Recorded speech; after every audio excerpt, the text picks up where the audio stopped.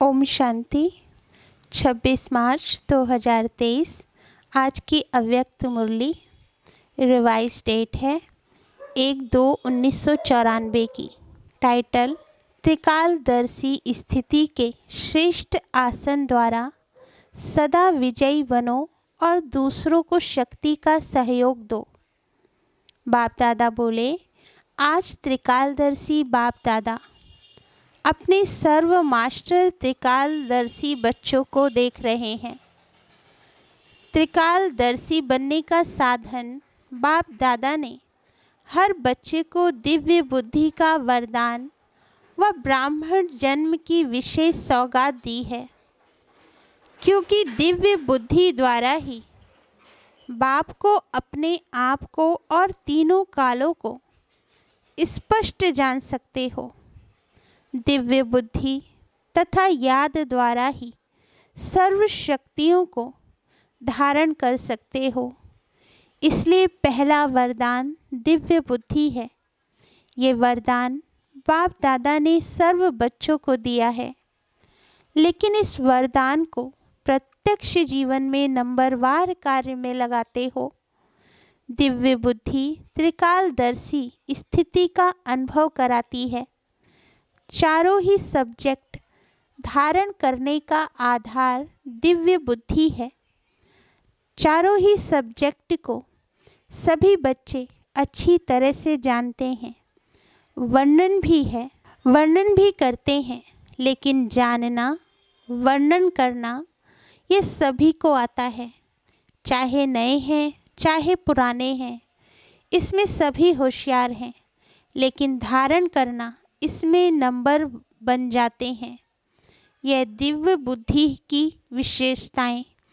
दिव्य बुद्धि वाली आत्माएं कोई भी संकल्प को कर्म व वाणी में लाने समय हर बोल और हर कर्म को तीनों काल से जानकर फिर प्रैक्टिकल में आती हैं।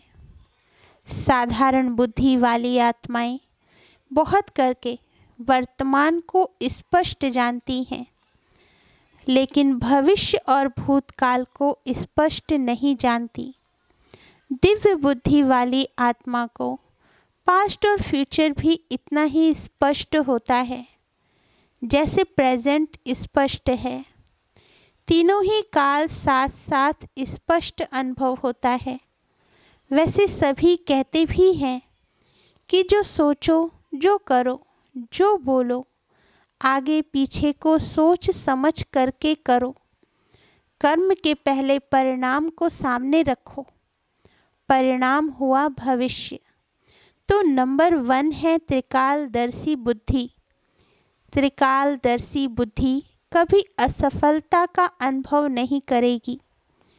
लेकिन बच्चों में 3 प्रकार की बुद्धि वाले हैं। पहला नंबर सुनाया, सदा त्रिकालदर्शी बुद्धि। दूसरा नंबर कभी त्रिकालदर्शी और कभी एक कालदर्शी।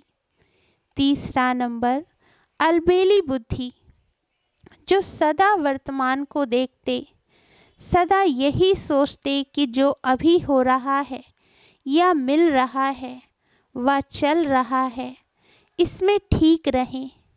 भविष्य क्या होगा इसको क्या सोचें। लेकिन अलबेली बुद्धि आदि मध्य अंत को ना सोचने के कारण सदा सफलता प्राप्त करने में धोखा खा लेती है। तो बनना है त्रिकालदर्शी बुद्धि। बाप दादा बोले, त्रिकालदर्शी स्थिति ऐसा श्रेष्ठ आसन है जिस आसन अर्थात स्थिति द्वारा स्वयं भी सदा विजयी और दूसरों को भी विजयी बनने की शक्ति व सहयोग देने वाले हैं। दिव्य बुद्धि विशाल बुद्धि है। दिव्य बुद्धि बेहद की बुद्धि है। तो चेक करो कि स्वयं की बुद्धि किस नंबर की बनाई है। बाप दादा ने बच्चों की रिजल्ट में देखा कि ज्ञान, गुण, शक्तियों का खजाना जमा सभी बच्चों के पास है, लेकिन जमा होते भी नंबरवार क्यों है? ऐसा कोई भी नहीं दिखाई दिया जिसके पास खजाने जमा नहीं हो। सभी के पास जमा है ना। फिर नंबरवार क्यों? अगर किसी से भी पूछेंगे, स्वयं का ज्ञान है, बाप का ज्ञान है, चक्र का ज्ञान है, कर्मों की गति का ज्ञान है, सभी के पास सर्वशक्तियाँ हैं, कि कोई है कोई नहीं है। ज्ञान में सभी ने हाँ किया और शक्तियों में हाँ क्यों नहीं किया? अच्छा, सभी गुण हैं, सर्व गुण बुद्धि में है, बुद्धि में ज्ञान भी है, शक्तियाँ भी हैं, फिर नंबरवार क्यों? फर्क क्या होता है? खजाने को विधि पूर्वक कार्य में लगाना नहीं आता है। समय बीत जाता है, फिर सोचते हैं कि ऐसे करते थे, इस विधि से चलते थे तो सिद्धि मिल जाती थी। तो समय को जानना और समय प्रमाण शक्ति व गुण व ज्ञान को कार्य में लगाना, इसके लिए दिव्य बुद्धि की विशेषता आवश्यक है। बाप दादा बोले, वैसे ज्ञान की पॉइंट्स बहुत सोचते रहते हैं, सुनाते भी रहते हैं, कॉपियों में भी भरी हुई रहती हैं। सबके पास कितनी डायरियाँ इकट्ठी हुई होंगी, काफ़ी स्टॉक हो गया है ना। तो जैसे बाप के लिए गाया हुआ है कि मैं जो हूँ जैसा हूँ वैसे मुझे जानने वाले कोटों में कोई है। जानते तो सभी हैं, लेकिन अंडरलाइन है, जो हूँ जैसा हूँ उसमें अंतर पड़ जाता है। इसी रीति जैसा समय और जो ज्ञान की पॉइंट या गुण या शक्ति आवश्यक है वैसा कार्य में लगाना, इसमें अंतर पड़ जाता है और इसी अंतर के कारण नंबर बन जाते हैं। तो कारण समझा?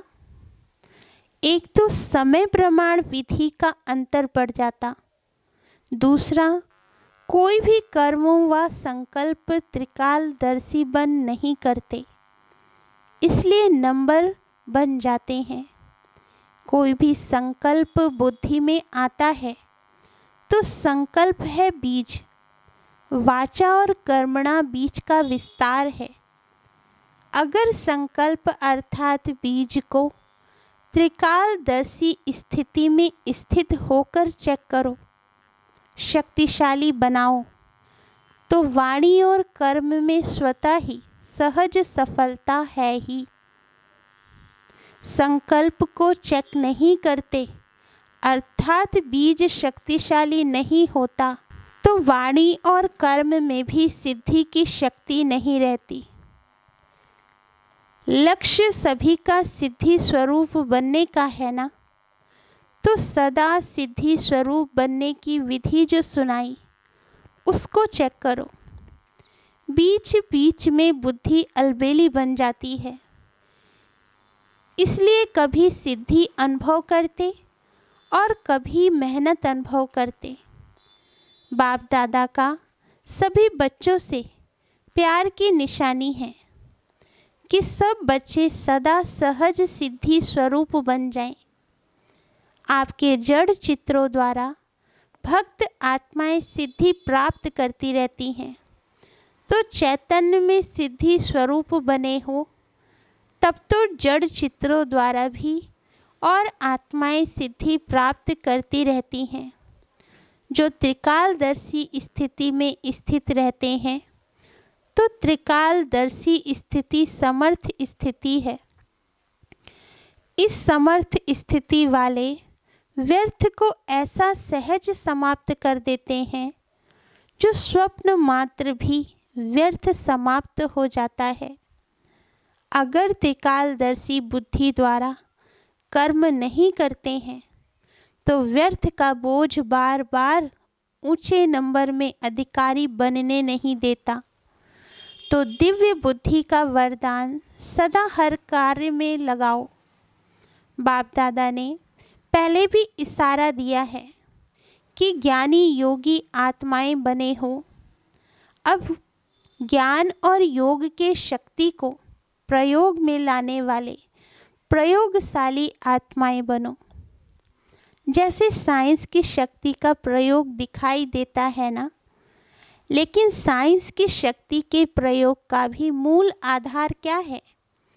आज जो भी साइंस ने प्रयोग कर साधन दिए हैं, उन सब साधनों का आधार क्या है? साइंस के प्रयोग का आधार क्या है? मेजॉरिटी देखेंगे लाइट है। लाइट द्वारा ही प्रयोग होता है। अगर कंप्यूटर भी चलता है तो किसके आधार से? कंप्यूटर माइट है, लेकिन आधार लाइट है ना। तो आपके साइलेंस की शक्ति का भी आधार क्या है? लाइट है ना।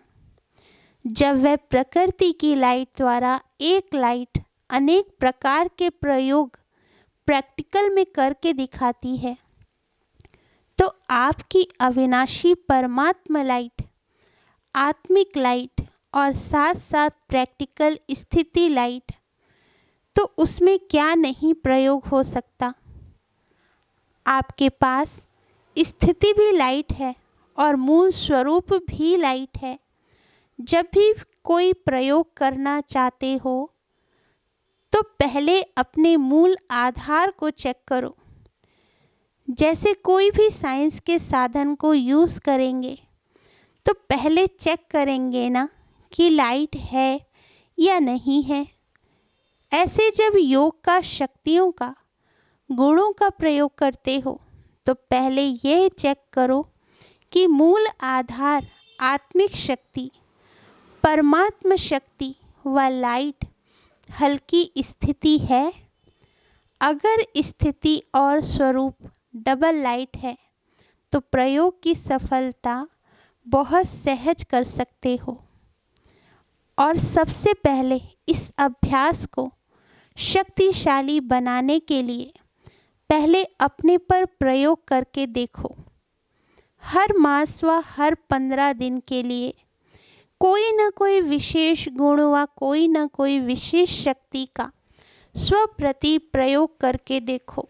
क्योंकि संगठन में व संबंध संपर्क में पेपर तो आते ही हैं, तो पहले अपने ऊपर प्रयोग में चेक करो। कोई भी पेपर आया, लेकिन जो शक्ति व जो गुण का प्रयोग करने का लक्ष्य रखा, उसमें कहाँ तक सफलता मिली और कितने समय में सफलता मिली। जैसे साइंस का प्रयोग दिन प्रतिदिन थोड़े समय में प्रत्यक्ष रूप का अनुभव कराने में आगे बढ़ा रहा है, तो समय भी कम करते जाते हैं। थोड़े समय में सफलता ज़्यादा, ये साइंस वालों का भी लक्ष्य है। ऐसे जो भी लक्ष्य रखा उसमें समय को भी चेक करो और सफलता को भी चेक करो। जब स्व के प्रति प्रयोग में सफल हो जाएंगे तो दूसरी आत्माओं के प्रति प्रयोग करना सहज हो जाएगा। और जब स्व के प्रति सफलता अनुभव करेंगे तो आपके दिल में औरों के प्रति प्रयोग करने का उमंग उत्साह स्वतः ही बढ़ता जाएगा। अन्य आत्माओं के संबंध संपर्क में स्व के प्रयोग द्वारा उन आत्माओं को भी आपके प्रयोग का प्रभाव स्वतः ही पड़ता रहेगा। जैसे एक दृष्टांत सामने रखो कि मुझे सहन शक्ति का प्रयोग करना है, तो जब स्वयं में सहन शक्ति का प्रयोग करेंगे तो जो दूसरी आत्माएं आपकी सहन शक्ति को हिलाने के निमित्त हैं, वो भी बच जाएंगी ना। उनका भी तो किनारा हो जाएगा। और जैसे छोटे छोटे संगठन में रहते हो, सेंटर्स हैं, तो सेंटर्स पर छोटे संगठन है ना, तो पहले स्व के प्रति ट्रायल करो, फिर अपने छोटे संगठन में ट्रायल करो। संगठन रूप में कोई भी गुण व शक्ति के प्रयोग का प्रोग्राम बनाओ। उससे क्या होगा? संगठन की शक्ति से उसी गुण व शक्ति का वायुमंडल बन जाएगा, वाइब्रेशन फैलेगा और वायुमंडल व वाइब्रेशन का प्रभाव अनेक आत्माओं के ऊपर पड़ता ही है। तो ऐसे प्रयोगशाली आत्माएं बनो। पहले स्वयं में संतुष्टता का अनुभव करो, फिर औरों में सहज हो जाएगा, क्योंकि विधि आ जाएगी। जैसे साइंस के कोई भी साधन को पहले सैंपल के रूप में प्रयोग करते हैं, फिर विशाल रूप में प्रयोग करते हैं, ऐसे आप पहले स्वयं को सैंपल की रीति से यूज़ करो। जितना यह प्रयोग करने की रुचि बढ़ती जाएगी, बुद्धि मन इसमें बिजी रहेगा, तो छोटी छोटी बातों में जो समय लगाते हो, शक्तियाँ लगाते हो, उनकी बचत हो जाएगी। बाप दादा बोले, सहज ही अंतर्मुखता की स्थिति अपनी तरफ आकर्षित करेगी, क्योंकि कोई भी चीज़ का प्रयोग और प्रयोग की सफलता स्वतः ही और सब तरफ से किनारा करा देती है। ये प्रयोग तो सभी कर सकते हो ना, कि मुश्किल है? इस वर्ष प्रयोगशाली आत्माएं बनो।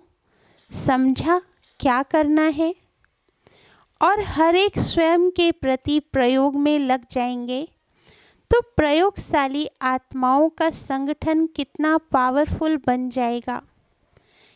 वह संगठन की किरणें अर्थात वाइब्रेशन बहुत कार्य करके दिखाएगी। इसमें सिर्फ दृढ़ता चाहिए, मुझे करना ही है। दूसरों के अलबेलेपन का प्रभाव नहीं पड़ना चाहिए। आपकी दृढ़ता का प्रभाव औरों पर पड़ना चाहिए, क्योंकि दृढ़ता की शक्ति श्रेष्ठ है या अलबेलेपन की शक्ति श्रेष्ठ है? बाप दादा का वरदान है, जहाँ दृढ़ता है वहाँ सफलता है ही। तो क्या बनेंगे? प्रयोगशाली, त्रिकालदर्शी, आसनधारी। और तीसरा क्या करेंगे? जैसा समय वैसी विधि से सिद्धि स्वरूप। तो वर्ष का ये होमवर्क है। ये होमवर्क स्वतः ही बाप के समीप लाएगा। जैसा ब्रह्मा बाप को देखा, कोई भी कर्म करने के पहले आदि मध्य अंत को सोच समझ कर्म किया और कराया। अलबेलापन नहीं कि जैसा हुआ ठीक है, चलो चलाना ही है। नहीं, तो फॉलो ब्रह्मा बाप। फॉलो करना तो सहज है ना, कॉपी करना है ना, कॉपी करने का तो अक्ल है ना।